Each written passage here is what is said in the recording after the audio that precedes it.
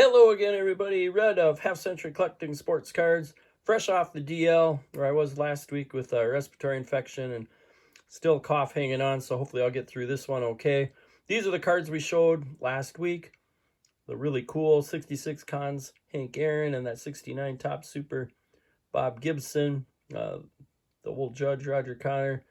The Leaf Lou Boudreau and the rookie 57 Frank Robinson aren't too shabby as well. We're going to start off today with the 1958 Topps Hank Aaron.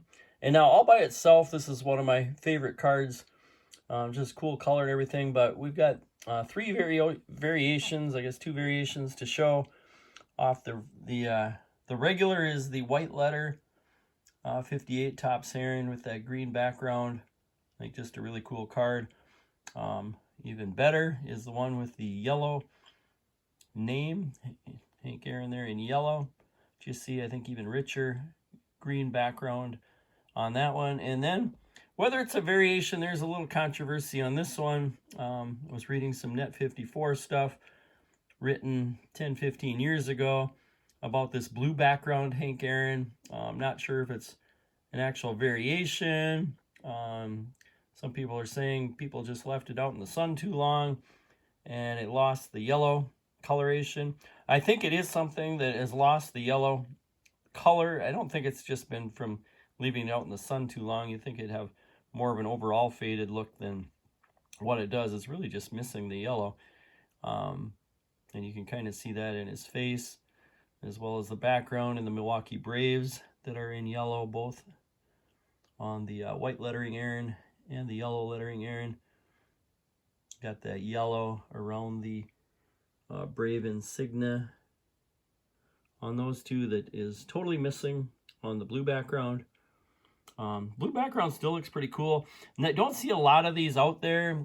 And as you can see on this one, SGC, and neither does PSA.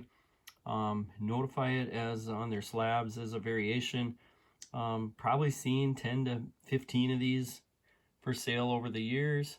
So it's not out there in big numbers, but it's not just one of them either. But just thought something we'd show. 58 Topps, three different Hank Aaron's, and then he's got a cool all-star card in 58 as well. All right, we're going to move on to another really cool set. And that is the get up there, the T205 of Zach Wheat. And T205 in general, love those gold borders, just really good colors. One of the early cards that gives a player bio that I think is really cool. And this one is of the all-time Dodger franchise hit leader in Zach Wheat. Now, on the slab, they spell his name Z-A-C-H. He's actually Z-A-C-K. Zach Wheat, so misspelled it there.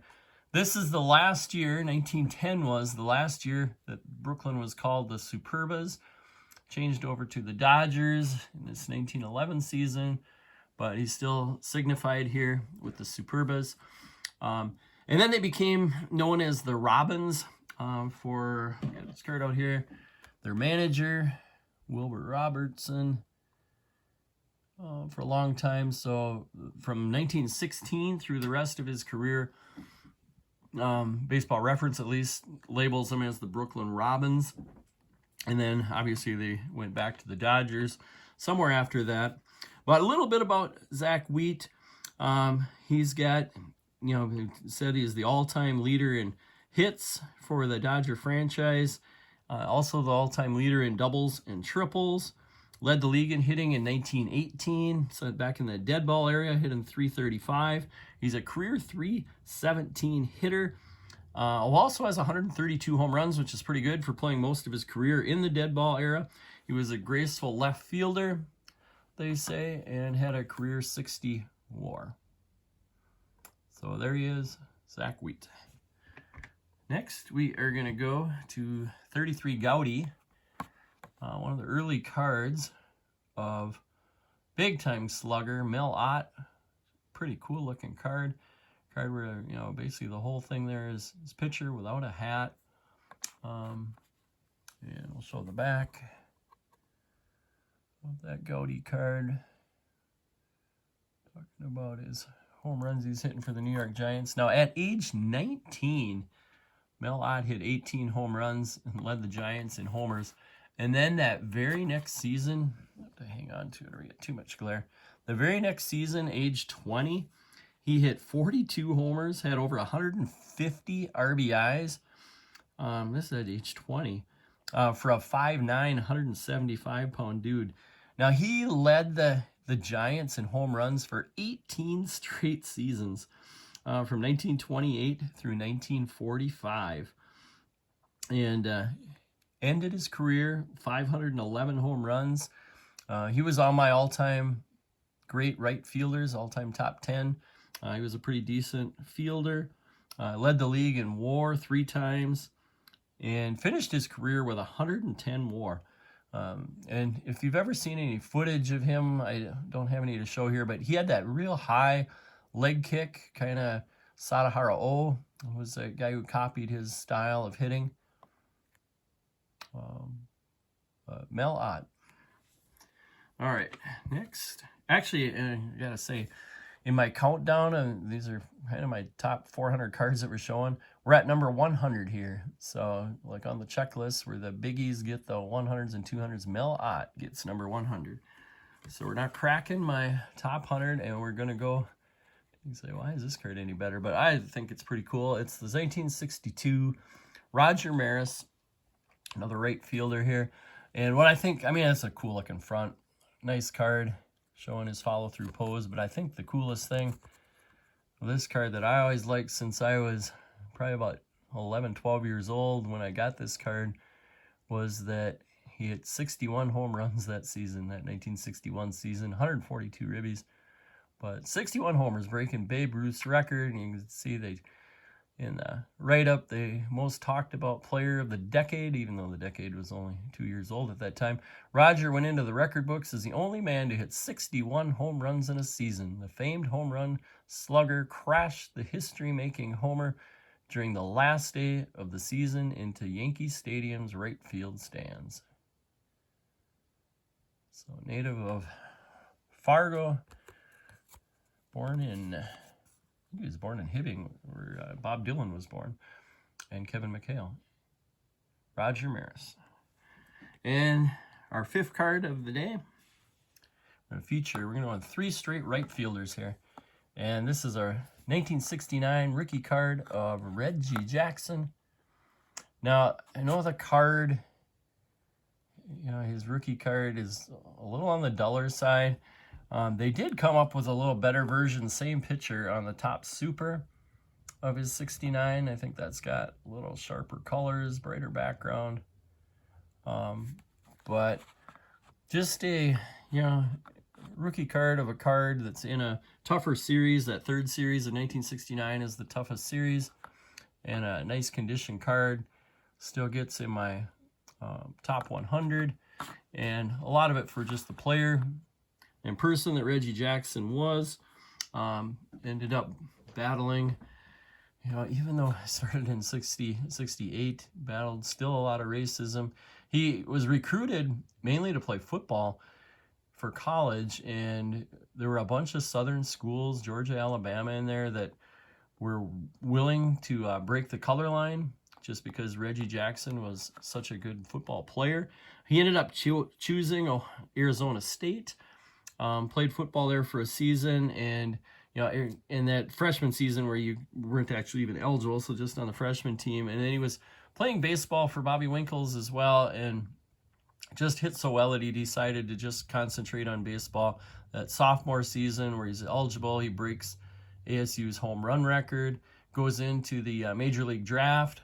It's only their 2nd draft there in 1966.